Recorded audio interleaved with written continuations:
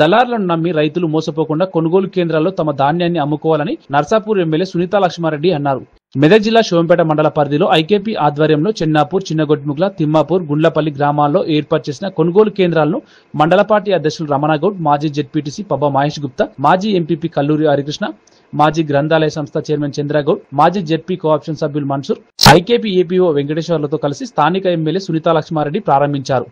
రాష్ట్ర ప్రభుత్వం సకాలంలో రైతులు పండించిన ధాన్యాన్ని కొనుగోలు చేసి ప్రభుత్వం హామీ ఇచ్చిన విధంగా రైతుల ఖాతాలో బోనస్ నమోదు చేయాలని, పెండింగ్ బోనస్ కూడా తక్షణమే రైతుల ఖాతాలో జమ చేయాలని అన్నారు.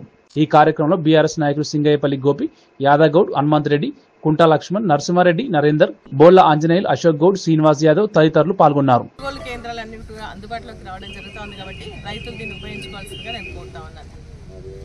ఈరోజు ప్రభుత్వం ఏ గ్రేడ్ ధాన్యానికి 2320 రూపాయలు, సన్నవడ్లకు అదనంగా 500 రూపాయలు అంటే బోనస్ కింద 2820 రూపాయలు మరి సన్నవడ్లకు ఇవ్వడం జరుగుతోంది. కాబట్టి రైతులు దళాల వ్యవస్థ నుంచి మరి వాళ్ళ నుంచి మోసపోకుండా ఈ సెంటర్లకు తీసుకొచ్చి మరి ధాన్యాన్ని అమ్ముకుని మద్దతు ధరను పొందాల్సిందిగా, బోనస్ని పొందాల్సిందిగా నేను విజ్ఞప్తి చేస్తా ఉన్నాను. అదేవిధంగా అధికారులు కూడా మరి ఇమీడియట్గా స్పందించాల్సినటువంటి అవసరం ఉంది. రైతులకు ఎక్కడ కూడా ఆలస్యం చేయకుండా ట్రాన్స్పోర్టేషన్లోనే కానీ, లోడింగ్లో కానీ, అన్లోడింగ్లో కానీ ఇబ్బంది లేకుండా సంచులు అందుబాటులోకి తీసుకొచ్చి మరి వారికి న్యాయం చేయాల్సిందిగా కోరుతా ఉన్నా. ఎందుకంటే గతంలో మనం చూసిన అనుభవాలను దృష్టిలో పెట్టుకొని చెప్తా ఉన్నా. ఇక్కడ లోడ్ అంటే జోకిన తర్వాత, కొనుగోలు కేంద్రంలో జోకిన తర్వాత దాన్ని రైస్ మిల్క్ తీసుకుపోవడానికి టైం పడుతూ ఉంది. దాంట్లో ఇక్కడ వెయిట్ లాస్ అవుతుంది. అక్కడికి పోయినాక అక్కడ దించుకోవడానికి కూడా మరి టైం పట్టడం వల్ల రైతులకు నష్టం జరుగుతోంది, తరువుస్తూ ఉంది. కాబట్టి ఖచ్చితంగా ఇమీడియట్గా ట్రాన్స్పోర్టేషన్ పెట్టాలా, అక్కడికి తీసుకుపోయి ఇమీడియట్ అన్లోడ్ చేసుకోవాల్సిందిగా, రైతులకు కొన్న ధాన్యానికి ఇమీడియట్గా మరి డబ్బులు కూడా వారి ఖాతాలో వేయాల్సిందిగా కోరుతా ఉన్నా.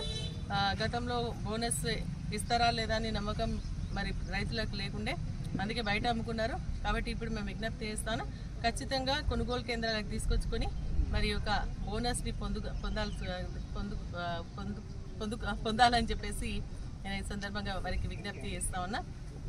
మరి అదేవిధంగా రైస్ మిల్స్ కూడా మన జిల్లాకు సంబంధించి కేవలం 27 రైస్ మిల్స్కి మాత్రమే ధాన్యాన్ని ఇస్తున్నామని చెప్పేసి చెప్తారు. ఇది సరిపోదు. మళ్ళీ ఒకసారి రివ్యూ చేసుకొని రైస్ మిల్స్ని ఎక్కువ అలౌట్ చేసి ధాన్యాన్ని అక్కడికి తీసుకుపోయే విధంగా ఇవ్వాలి. పాత బకాయిలు దాదాపు 7 కోట్ల రూపాయల బోనస్ ఫండ్స్ మరి బాకీ ఉంది రైతులకు.